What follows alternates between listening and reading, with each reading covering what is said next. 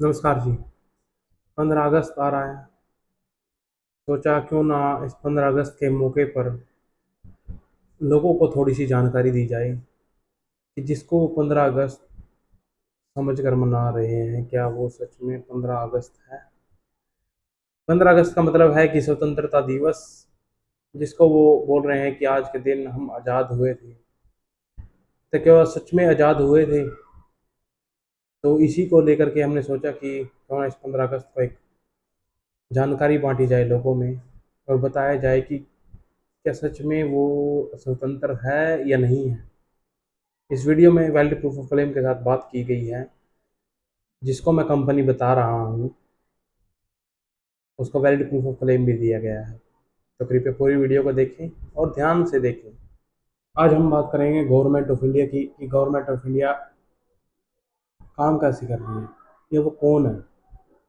एक कंपनी है, एक कॉरपोरेशन है, ये क्या है, ये कब आई? आज जो गवर्नमेंट ऑफ इंडिया काम कर रही है, चल रही है, जब 1947 में भारत सो कॉल्ड इंडिया आज़ाद हो गया, तो क्या गवर्नमेंट ऑफ इंडिया उसके बाद बनी या पहले से बनी हुई है? जब इसकी एक्ट के बारे में रिसर्च की, जब इसकी एक्ट को पढ़ा और धाराओं को पढ़ा और इसके बारे में जानकारी निकालनी शुरू की, D and B business directory में इसका नाम सर्च किया, तो बहुत सी चीज़ें सामने आई जो मैं आपके सामने रखने वाला हूँ। हम शुरू से शुरू करते हैं 1857 से, जब भारत में पहली और सबसे भयानक क्रांति हुई। तो उस समय ब्रिटिशर्स को ये पता चल चुका था कि अब हमारा यहाँ पे रुकना नामुमकिन है। तो उन्होंने 1858 में गवर्नमेंट ऑफ इंडिया एक्ट बनाई, जिसमें सत्ता ईस्ट इंडिया कंपनी से ब्रिटिश क्राउन ने अपने हाथों में ले ली। अब इंडिया ऑफिशियली ब्रिटिश रूल के अंडर आ गया, क्राउन कॉरपोरेशन के अंडर आ गया। यानी ईस्ट इंडिया कंपनी का नाम बदला गया, ये कह सकते हो, या उसका राज खत्म हो गया, एक नई कंपनी बन गई। दोनों को ही ब्रिटिश क्राउन कॉरपोरेशन कंट्रोल करती थी उस टाइम पे।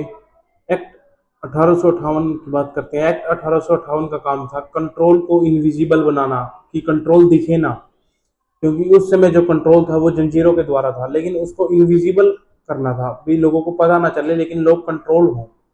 ऊपर से दिखा कि कंपनी हट गई है, क्राउन आ गया है, क्राउन कॉर्पोरेशन आ गया है, लेकिन डीप लेवल पर पावर बस ट्रांसफर ही नहीं हुई थी, बल्कि सेंट्रलाइज हो चुकी थी। डिसीजन मेकिंग इंडिया से हटकर या ईस्ट इंडिया कंपनी से हटकर, जो तब तक भारत में ही थी, वो अब लंदन में चली गई। यानी कि कंट्रोल और भी दूर चला गया और भी स्ट्रांग हो चुका था। पहले एक्सप्लॉयटेशन प्राइवेट था, कोई कंपनी कर रही थी, लेकिन अब वो लीगल और लेजिटिमेट बन गया कि अब उसको एक अधिकार मिल गया। वो बोलते ना भाई, अब वो लीगल हो गया। अब आप किसी का शोषण करोगे ना आप इस सिस्टम के माध्यम से, तो वो लीगल है भाई, कर सकता है वो, तो इसको सिस्टम कुछ नहीं बोल सकता। तो अब हम बात करते हैं एक्ट 1919 की, इल्यूजन ऑफ पार्टिसिपेशन। इसे रिफॉर्म्स एक्ट भी कहा जाता है। इसमें डायरकी सिस्टम को इंट्रोड्यूस किया गया, यानी पावर को दो हिस्सों में बांट दिया गया। कुछ काम इंडियंस को और कुछ काम बाकी ब्रिटिशर्स के पास छोड़ दिए गए। ऊपर से दिखाया गया कि इंडियंस को पावर मिली, लेकिन असल में जो महत्वपूर्ण चीजें थी, जो महत्वपूर्ण स्ट्रक्चर था या जो महत्वपूर्ण पावर थी, वो अभी भी ब्रिटिशर्स के पास ही थी। जैसे police, financial system, court, judicial system अभी भी ब्रिटिशर्स के पास थे वो। लेकिन जो सब्जेक्ट इंडियंस को दिए गए थे, भारतीयों को दिए गए थे, वो कम पावर वाले थे। पीएन का कम, मजदूरी वाले काम, ये सब इंडियंस को दिए गए थे। ये एक साइकोलॉजिकल मूव थी उस समय में, जिससे इंडियंस को ये लगने लग गया कि जो सिस्टम का वो हिस्सा है, ये उस समय के विरोध को कम करने के लिए किया गया था, भाई रेजिस्टेंस को कम कर दिया जाए। उसके बाद एक्ट 1935 आती है, जब सिस्टम को परमानेंट बनाने की तैयारी की गई।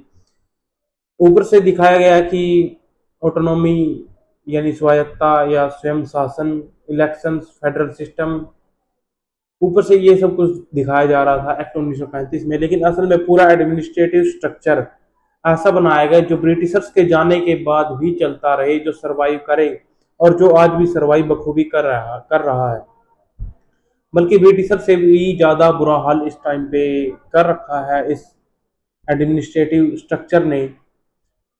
ब्यूरोक्रेसी, कानून, सिस्टम, सब कुछ बिल्कुल सेम टू सेम डिक्टो वही रखा गया है। इससे ये समझ आता है कि पावर डायरेक्ट कंट्रोल से हटकर सिस्टम कंट्रोल में शिफ्ट हो गई। ये एक्ट फ्रीडम देने के लिए नहीं थी कभी भी, बल्कि ब्रिटिश कंट्रोल को लीगल और सिस्टमैटिक बनाने के लिए थी।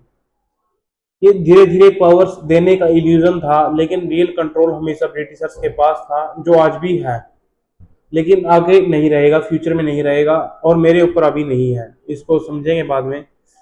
ब्रिटिशर्स ने इंडिया को डायरेक्ट फोर्स से नहीं, बल्कि लॉ के थ्रू कंट्रोल किया था, कानून के थ्रू, लॉ, लीगल के थ्रू कंट्रोल किया था।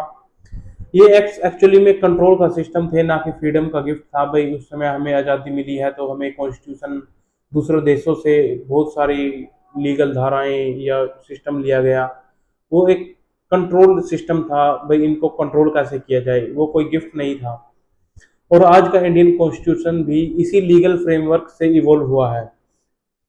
इसमें फिजिकल रूल खत्म हुआ 1947 में, कि वो जो बेड़ियां थी हमारे हाथों में या हमारे गलों में, हमारे पैरों में, वो 1947 में खत्म कर दी गई, कि वो अब दिखती नहीं है।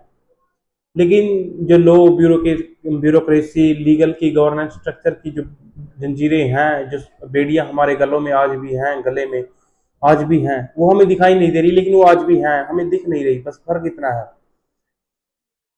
फिर वहीं शुरू करते हैं। बहुत कुछ 1935 एक्ट से इंस्पायर आज भी है, और ये सब कुछ मिसिंग या छुपा हुआ इसलिए लगता है क्योंकि हिस्ट्री बुक्स इवेंट्स और लॉ बताती है, लेकिन पावर कैसे शिफ्ट हुई, कंट्रोल कैसे इवॉल्व हुआ, ये कोई रेयरली ही ओपनली एक्सप्लेन करता है। ये कहना कि सब कुछ हिडन कॉन्स्पिरेसी है, ये भी गलत है।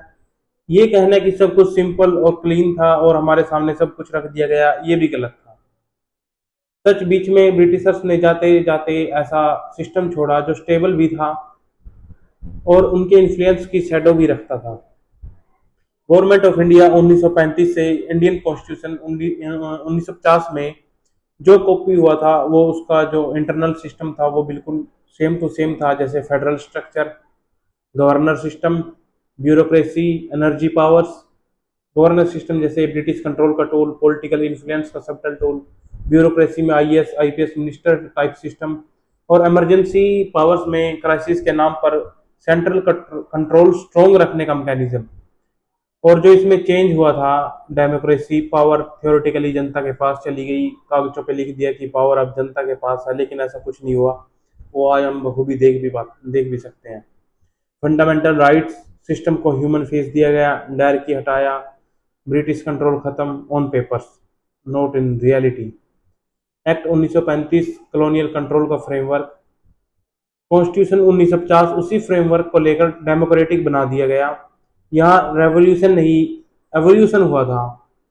हिस्ट्री बताती है ब्रिटिशर्स गए, सब कुछ बदल गया, लेकिन जो ग्राउंड रियलिटी है आज बिल्कुल सेम है। वही कोर्ट्स हैं, वही जज बैठते हैं, वही लॉ, वही लीगल फ्रेमवर्क है, वही ब्यूरोक्रेसी का वही सेम डिक्टो स्टाइल है, लॉज का बेस है वही सेम है, बिल्कुल कुछ भी बदला नहीं है। लेकिन हमें दिखाया जाता है कि ये सब कुछ बदल चुका है, लेकिन कुछ भी नहीं बदला। सिस्टम रिप्लेस नहीं हुआ है, सिस्टम को रिपेंट किया गया है। और रिपेंट करने वाले जो हमारे महान अभिनेता, हमारे कलाकार डॉक्टर भीमराव अंबेडकर जी थे, जिन्होंने इस सिस्टम को रिपेंट किया था, बल्कि इस सिस्टम को रिप्लेस करना था, जो मेरा निर्णय है, जो मेरे को सही लगता है। अंबेडकर के पास दो रास्ते थे उस समय पे। पहला कि कॉलोनियल सिस्टम था, जो जो ब्रिटिशर सिस्टम था, उसको तोड़ दे, जिससे कुछ समय के लिए इंस्टेबिलिटी आती देश में, इस भारत में केओस या ब्रेकडाउन होता, लेकिन धीरे धीरे एक नया सिस्टम तैयार हो सकता था। लेकिन उन्होंने क्या किया कि उनका दूसरा रास्ता उनके पास था कि एग्जिस्टिंग सिस्टम का रखो, जो ब्रिटिशर्स का सिस्टम है उसको रखो, जनता को दिखाने के लिए थोड़ा बहुत बदल दो, जिसमें स्टेबिलिटी भी थी, और ग्रेजुअल चेंज, यानी लंबे समय तक धीरे धीरे पर लगातार और छोटे छोटे चरणों में होने वाले बदलाव किए जाएंगे। इन्होंने एक दूसरे रास्ते को चुना, जो कि मेरे हिसाब से कभी भी सही निर्णय नहीं था इस देश के लिए। उन्होंने उसी सिस्टम को रिपेंट किया, ब्रिटिशर्स के साथ हाथ मिलाया, और इस देश पर राज करने के लिए उनको पूरा अधिकार दिया गया। इसमें ट्विस्ट यहाँ है कि अथॉरिटी पेपर पर चेंज होगी, पर सिस्टम की जो आदतें थी, जो कल्चर था या माइंडसेट था, आज भी वही है। और अंबेडकर को लगा कि धीरे धीरे चेंज होगा, लेकिन ऐसा नहीं हुआ और ना ही ऐसा मुझे लगता है कभी होगा अगर हम इस सिस्टम में रहेंगे। उस सिस्टम में वो अकेले थे जो चाहते थे कि आज़ादी मिले संपूर्ण ब्रिटिशर्स और सिस्टम्स दोनों से। लेकिन जब वो चाहते थे कि हमें ब्रिटिशर से संपूर्ण सिस्टम से आज़ादी मिले, लेकिन जब कोई उनके साथ था ही नहीं और उन्होंने संविधान को जलाने की बात भी कही, तो उन्होंने कैसे सोच लिया कि संविधान सही हाथों में जाएगा। संविधान पर हस्ताक्षर या पास करने वाले अंबेडकर थे कि ये लागू होना चाहिए। यहाँ कुछ तो गड़बड़ थी, जो अंबेडकर ना तो जनता को जनता के हक में बोल रहे थे और ना ही वो सिस्टम के विरोध में बोल रहे थे। हाँ, उस समय उन्होंने दलितों की बहुत फिक्र की, वो उनकी लगा कि उनके साथ वो खड़े थे। तो क्या उन्हें उस समय ये नहीं पता था कि यही कानून और सिस्टम उन पर भी लागू होगा जिन दलितों को वो लेकर के बौद्ध धर्म की शरण में चले गए। क्या उन पर ये कॉन्स्टिट्यूशन और धर्म लागू नहीं, लीगल सिस्टम लागू नहीं हो रहा है? आज हो रहा है, बिल्कुल हो रहा है। उनको समाज से भी मार झेलनी पड़ रही है आज भी, जो बौद्ध धर्म में चले गए थे, और सिस्टम से भी मार झेलनी पड़ रही है। अम्बेडकर बहुत कुछ जानते हुए भी बहुत कुछ हमसे छुपा गए। ये मेरे को लगता है कि उन्होंने बहुत सारी गड़बड़ें की हैं, बहुत कुछ जानते हुए भी हमको कुछ नहीं बता गए। लेकिन फिर भी हम अपनी उसी बात पर रोकते हैं कि इंडिया का कॉन्स्टिट्यूशन एक क्लीन ब्रेक नहीं था, बल्कि एक कंट्रोल्ड ट्रांजिशन था। अब सवाल आता है कि क्या सिटीजन सिस्टम को कंट्रोल करता है या सिस्टम सिटीजन को सेव करता है? आइडियल जो थ्योरी है, जो हमें सिखाया जाता है कि भारतीय संविधान 1950 कहता है कि we the people of India securing the rights of citizen. यहाँ पे इसका मैं उदाहरण दो जगह पे दिखाऊंगा इसको कि वी द पीपल कौन है और सिटीजन कौन है। हम कहते हैं कि हमारे पास इस देश की सिटीजनशिप है, तो हम वी द पीपल नहीं है। और वी द पीपल ने उस टाइम पर जो कॉन्स्टिट्यूशन बनाया था, उसको अपने सिटीजन्स के लिए उन राइट्स को सिक्योर किया था। तो वी द पीपल के ऊपर कभी भी वो कानून लागू नहीं होंगे, लेकिन सिटीजन्स पर वही कानून, वही नियम, वही सभी चीजें लागू होंगी जो वी द पीपल पर लागू नहीं होती। वी द पीपल ने उस कॉन्स्टिट्यूशन को सहमति दी थी, वहां पर साइन किए थे, ना कि सिटीजन्स ने किसी ने साइन किए थे। तो हमें दिखाया जाता है कि we the people, power people के पास है, जनता के पास है, लेकिन सिस्टम ने जो पावर है वो ब्यूरोक्रेट्स को दी रखी है कि वो नीचे जो उनके नीचे जो सिटीजन्स आते हैं उनको कंट्रोल कर सके। दूसरा इसका पॉइंट है ग्राउंड रियलिटी। जो सिस्टम कैसे काम करता है, रूल्स सेट करता है, लॉ डिसाइड करता है तुम क्या कर सकते हो क्या नहीं। तुम्हारी फ्रीडम जो है वो रीडिफाइंड बाउंड्रीज है। उनको पहले से ही जो प्री डिफाइंड बाउंड्रीज है तुम्हारी फ्रीडम को, उन्होंने पहले से ही डिफाइन कर दिया है कि तुम कितना सोचोगे, तुम कितना चलोगे, कितना बोलोगे, कितना कुछ करोगे। वो पहले से ही तय कर दिया उन्होंने अपने माध्यम से। माइंडसेट सेव करता है, का ये दूसरा पॉइंट है कि कैसे इस सिस्टम ने, इस गवर्नमेंटियल सिस्टम ने हमारे माइंडसेट को कैसे चेंज किया। उसने स्कूल खोले, मीडिया खोला, एक सोसाइटी तैयार की, क्या नॉर्मल है, क्या एक्सेप्टेबल है। हम सोचते हैं कि हम फ्री सोच रहे हैं, लेकिन सोच का फ्रेमवर्क जो है वो पहले से सेट कर दिया गया है कि हम अब उस फ्रेमवर्क से बाहर सोच भी नहीं पा रहे। कि कहते हैं think out of the box. We are not able to think out of the box because we are living in that society where they are already defined the whole boundaries, and we are not able to cross that boundaries. We are afraid, we are in fear, क्योंकि हमको पहले से ही बोल दिया गया है, हमें डरा दिया गया है कि तुम्हारी ये बाउंड्रीज है, अगर तुम इसको क्रॉस करोगे तो तुम्हारे ऊपर जुर्माना लगेगा या कुछ भी लगेगा, तुम्हें जेल में डाल दिया जा सकता है। तीसरा पॉइंट है इंसेंटिव्स एंड फियर। इंसेंटिव्स में reward, job, status, security. Fear में पेनल्टी, जेल, रिजेक्शन। सिस्टम हमें पुश कर रहा है कि लाइन के अंदर रहो, लाइन के बाहर मत निकलो। Don't think out of the box. अगर आप बॉक्स के बाहर सोचते हो तो आपको सिस्टम क्या करेगा, पुश करेगा, बार बार आपके ऊपर पेनल्टी लगाएगा, जेल में डालेगा, रिजेक्ट करेगा कि नहीं सिस्टम के अंदर रहना पड़ेगा। लेकिन हमें we have to broke that system, we have to cross the line that we can live freely, otherwise we are not able to live freely. Then we are coming our on the main point. तो क्या citizen जो है वो powerless है? नहीं है, लेकिन fully powerful भी नहीं है। रियलिटी जो है, सिटीजन और सिस्टम एक फीडबैक लूप में है। इस टाइम पे जो सिस्टम और सिटीजन है ना, सिटीजन बोल लो या व्यक्ति बोल देते हैं, वो एक फीडबैक लूप में फंसा हुआ है। कि लूप में ऐसे फंसा हुआ है कि सिस्टम रूल बना रहा है, कौन? ब्यूरोक्रेट्स जो रूल बना रहे हैं, और सिटीजन उन्हीं रूल्स को फॉलो कर रहा है। क्या कर रहा है वही सिटीजन? आगे चल करके जब उसकी औलाद पैदा होती है तो क्या करता है, वो सिस्टम के अंदर अपनी औलाद को धकेलता है।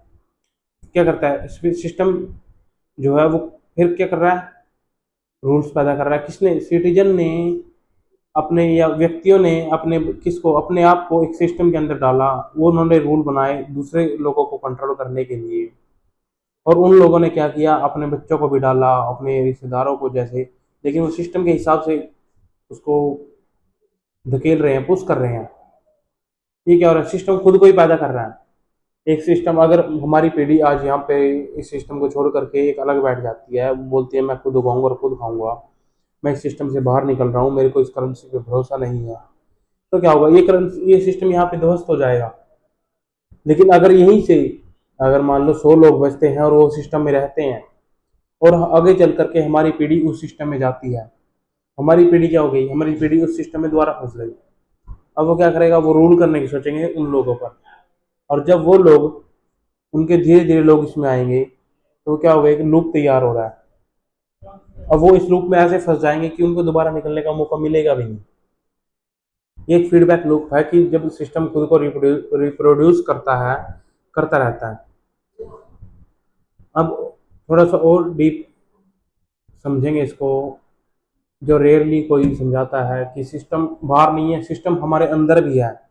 हम रूल्स को फॉलो करते हैं, हम बिलीव्स कैरी करते हैं, और वही सोच हमें आगे पास कर देते हैं। जैसे कि मैंने बताया कि मैं अपनी अगर औलाद को, अगर मैं सिस्टम के बाहर निकलता हूँ और अपनी औलाद को सिस्टम के अंदर धकेल रहा हूँ, तो क्या कर रहा हूँ? मैं सिस्टम को फीड कर रहा हूँ, उसको खिला रहा हूँ, उसको पाल रहा हूँ सिस्टम को। लेकिन वही नहीं करना है। सिस्टम सिर्फ गवर्नमेंट नहीं है, एक कलेक्टिव माइंडसेट है। जैसे ये ब्यूरोक्रेट्स हैं, ये एक कलेक्टिव माइंडसेट है जिन्होंने सोच लिया है कि हमें इनके ऊपर शासन करना है। और ये कोई हिडन कॉन्स्पिरेसी नहीं है, ये एक नेचुरल स्ट्रक्चर ऑफ सोसाइटी है जो इस समय का है। और कड़वा सच ये है कि सिटीजन सिस्टम को चेंज कर सकता है, लेकिन सिस्टम सिटीजन को सेव करने में ज़्यादा कंसिस्टेंट होता है। और अगर आपको गवर्नमेंट ऑफ इंडिया के बारे में और जानकारी चाहिए, तो आप एक्ट्स के बारे में रिसर्च कर सकते हैं, और गवर्नमेंट ऑफ इंडिया एक कंपनी है, इसके बारे में जानना है तो आप DNB होवर्स की साइट पर चेक कर सकते हैं। और मैं भी आपको यहाँ साइड में ये दिखा दूंगा कि जो डॉक्यूमेंट है DNB होवर्स की साइट पे बिजनेस डायरेक्टरी के अंदर, कि गवर्नमेंट ऑफ इंडिया एक कंपनी है या नहीं है, वो मैं लगा दूंगा। उसमें इसमें आप देख सकते हो कि यहाँ पे लिखा हुआ है doing business as government of India. सबसे पहले ऊपर देख सकते हैं आप, ये डेट है 2/12/2022, 4:48 government of India company profile, new Delhi, Delhi, India. Competitors, financial and contacts, Dun and Bradstreet. ये अमेरिका की DNB बिजनेस डायरेक्टरी है।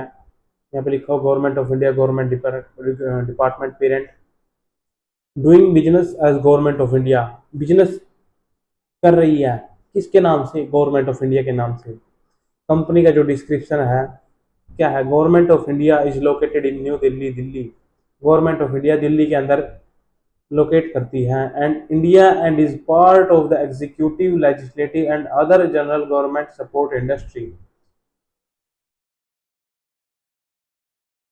India and is part of the executive, जो इंडिया है वो एग्जीक्यूटिव, लेजिस्लेटिव और other general government support industry का part है। Government of India में 80 एम्प्लॉयज हैं across all of its location, पूरी लोकेशन में employees figure is model, there are 48,039 companies in the government of India corporate family. यहाँ पे भी अब दो जगह देख रहे हो, ऊपर लिखा हुआ doing business as government of India और यहाँ पे लिखा हुआ है कि 48,039 कंपनियां गवर्नमेंट ऑफ इंडिया कॉर्पोरेट परिवार के अंदर रजिस्टर्ड हैं। और जो इसका की प्रिंसिपल है, जो इसका मुख्य है, नरेंद्र मोदी है इस टाइम पे। जो इसका इंडस्ट्री है गवर्नमेंट ऑफ इंडिया की, वो क्या है, जो इसको बोल सकते हो, क्या बोलो इंडस्ट्री को, executive, legislative and other general government support, public administration. ये ध्यान रखना, ये एक पब्लिक कंपनी है, ये वो होती है प्राइवेट कंपनी, एक होती है पब्लिक कंपनी। ये एक पब्लिक कंपनी है जो कि पब्लिक पर रूल लागू करती है। वहीं इंडस्ट्री में इसकी एग्जीक्यूटिव है, लेजिस्लेटिव है, अदर जनरल गवर्नमेंट सपोर्ट है, जैसे आपको पेंशन देना या कुछ भी, 5 किलो राशन देना, कुछ भी, ये गवर्नमेंट सपोर्ट है। पब्लिक एडमिनिस्ट्रेशन, ये पब्लिक को एडमिनिस्टर करती है कि तुम्हें क्या करना चाहिए, क्या नहीं करना चाहिए। General government etcetera. See other industries within the public administration sector, administration of economic programmes, administration of environmental quality programs, administration of housing programs, urban planning and community development, administration of human resource programs, justice। क्या ये देख सकते, human resource programme क्या है, ये human rights वाले हैं। Community development यानी कि केडीबी कुरुक्षेत्र डेवलपमेंट बोर्ड है, जैसे करनाल डेवलपमेंट बोर्ड है, ऐसे ही कम्युनिटी डेवलपमेंट है। अर्बन प्लानिंग, जो सेक्टर तैयार करते हैं। एडमिनिस्ट्रेशन हाउसिंग प्रोग्राम्स, जो सेक्टरों में मकान काट के देते हैं, जो सरकारी सुविधा मिलती है जहाँ से। इन्वायरमेंटल क्वालिटी प्रोग्राम्स, ये क्लाइमेट चेंज वाले हैं, ये इन्वायरमेंट वाले हैं। इकोनॉमिक प्रोग्राम्स, ये क्या बोलते हैं इसको, ये क्या बोलते, जीडीपी वाले हैं। जस्टिस, न्याय वाले कौन है, कोर्ट में बैठे हुए जज, वकील, पुलिस वाले, ये जस्टिस के सिस्टम है। ये एक एडमिनिस्ट्रेशन सिस्टम है, ये इसकी इंडस्ट्री है। ये पब्लिक ऑर्डर, ये पब्लिक ऑर्डर देती है। And safety activities, national security and international affairs, space research and technology, popular search, executive, legislative and other general governmental support and public administration. Address south block, Raisina hill, new Delhi, Delhi 110011 India. Phone number आप यहाँ पे देख सकते हो। Website www.india.gov.in, employees all site 80। और आप यहाँ पे देख सकते हो नीचे कॉन्टैक्ट्स में, get in touch with 24 principals and 4055 contacts and AD&B Hoover subscription is your foot in the door to government of India act information. Narendra Modi prime minister, Ramnath Kovind president, mister Venkaiah Naidu vice president, Rajnath Singh minister. ये क्या सोच रहे हो आप, ये जो आपकी वोट देते हो या MLA MP चुनते हो, ये आपकी मर्जी से बनते हैं, जो प्राइम मिनिस्टर बनते हैं ये वो बनते हैं। ये कॉर्पोरेशन है ब्रो, एक कंपनी है, इसको पहले से डिसाइड कर दिया जाता है कि इसके अंदर कौन इसका मुखिया बनेगा और कौन इसके नीचे काम करेगा और कौन इसके ऊपर काम करेगा। ये पहले से ही तय कर दिया जाता है। तुम्हारी वोट डालने और ना डालने से इसको कोई फर्क नहीं पड़ता। ये सिर्फ एक इसको लोगों की आंखों पर पर्दा डाल दिया गया है कि तुम वोट डाल रहे हो तब उनको कुछ फर्क पड़ रहा है, तब वो सत्ता में आ रहे हैं या सत्ता से हट रहे हैं। लेकिन ऐसा कुछ भी नहीं है, वो सिर्फ तुम्हारी आंखों पर पर्दा डाला गया है। इसी से रिलेटेड कुछ कंपनीज हैं। Ministry of health and family welfare, ministry of women and child development, जो ये आंगनबाड़ी है, ministry of women and child development, ये वो है। हेल्थ एंड फैमिली वेलफेयर, ये इसको ministry of law and justice, ये कोर्ट वगैरह आ गई यहाँ पे। और corporate family, 48,039 corporate family connections, detailed profiles of all business owned and operated by this company for insights and prospecting, government of India ultimate parent, 197 plus subsidiaries, we are all with free trial, 802 branches with Oregon government of India as your company and you would like to remove it from the DNB, contact us। तो ये अब मैं आपको ये document भी दिखा चुका हूँ कि ये DNB होवर साइट पे रजिस्टर्ड ये डॉक्यूमेंट है। आप यहाँ पे इसको देख सकते हो। ये इस डॉक्यूमेंट के सबसे नीचे, ये यहाँ पे सबसे नीचे जब देखोगे पहले पेज के सबसे लास्ट में HTTPS ये साइट दी हुई है। आप यहाँ से इसको कॉपी करके और इसको देख सकते हो, चेक कर सकते हो, इसी को सर्च कर लो यहाँ से। और आपको दिखा देगा कि गवर्नमेंट ऑफ इंडिया एक कंपनी है या नहीं है। ठीक है जी, वैलिड प्रूफ ऑफ क्लेम दे चुका हूँ, गवर्नमेंट ऑफ इंडिया एक कंपनी है। आप फैक्ट और चेक कर सकते हैं कि क्या असल में ये है या नहीं। 1858 में गवर्नमेंट ऑफ इंडिया एक्ट बन रही है, तो 1947 में गवर्नमेंट ऑफ इंडिया आज भी क्यों चल रही है? गवर्नमेंट ऑफ इंडिया तो ब्रिटिशर्स ने चलाई थी। पुलिस का जो सिस्टम है वो उसी ने बनाया था। 1858 के बाद ही पुलिस बनी थी। पुलिस भी नहीं है, पॉलिसी एनफोर्सर्स बोलते हैं, जो पॉलिसी को लागू करने में सरकार की मदद करते हैं। गवर्नमेंट ऑफ इंडिया एक पब्लिक कंपनी को मदद करते हैं इनकी पॉलिसीज लागू करने के लिए, लोगों को बिना कुछ सच जानने। ठीक है जी, तो खुद ड्यू डिलीजेंस करें, खुद रिसर्च करें, बहुत सी चीज़ों को देखें, पढ़ें, एक्ट्स को पढ़ें, रिसर्च करें, आपको बहुत सी चीज़ें समझ में आएंगी। ठीक है जी, आज के लिए धन्यवाद।